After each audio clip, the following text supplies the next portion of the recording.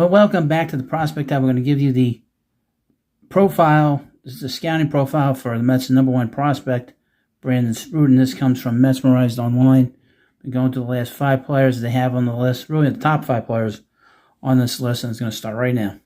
The Mets selected Brandon Sproat in the second round of the 2023 MLB Draft as the 56th overall pick. However, it wasn't Sproat's first cup of coffee with the team. New York selected the 24-year-old in the third round of the 2023 MLB Draft. However, he did not sign and return to the University of Florida. Mets could only redraft Sproat if he agreed to sign with the player if the player agreed.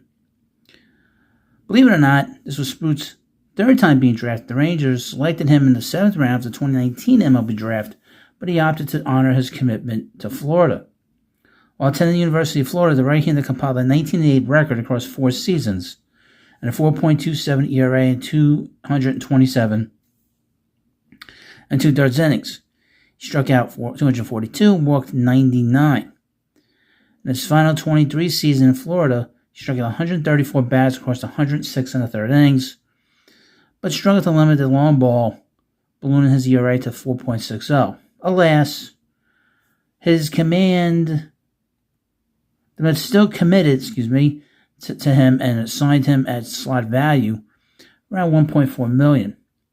Sproat turned heads in his first minor league season, quickly rising as top pitching prospect of the Mets organization.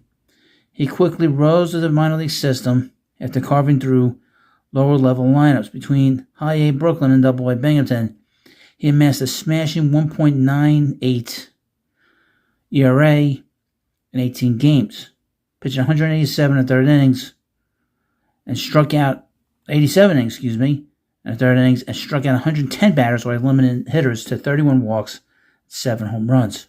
His 32.4% and 33.2 strikeout percent rates in both levels baffled hitters, and batters hit a meager 161.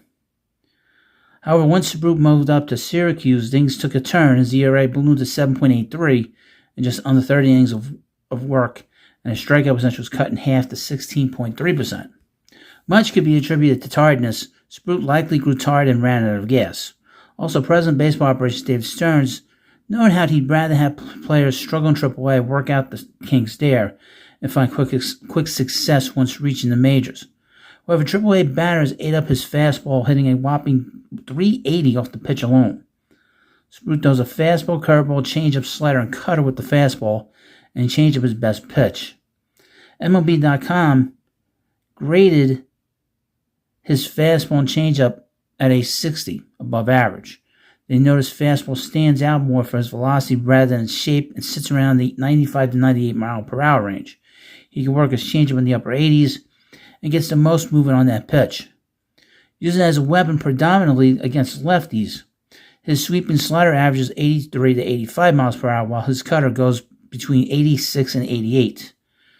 The curve, meanwhile, sits at 79 to 81 miles per hour to offer a change and pace to hitters as a put-away pitch.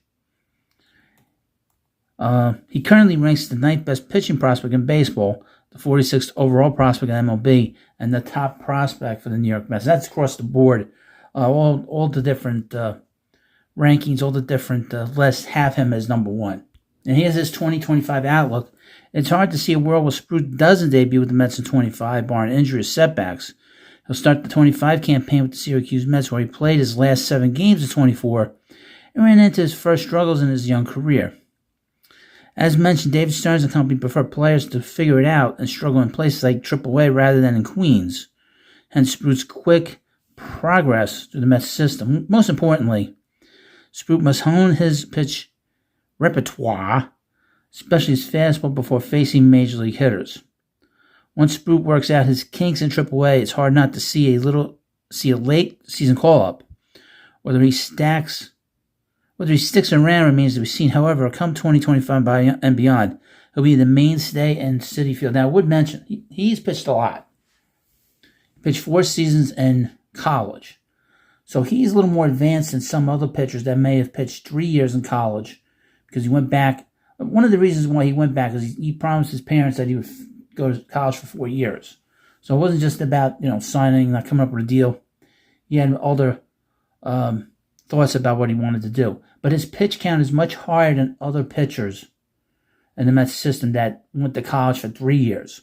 So his pitch count's a little bit higher. It's got to be about 150 for this year, which is pretty high.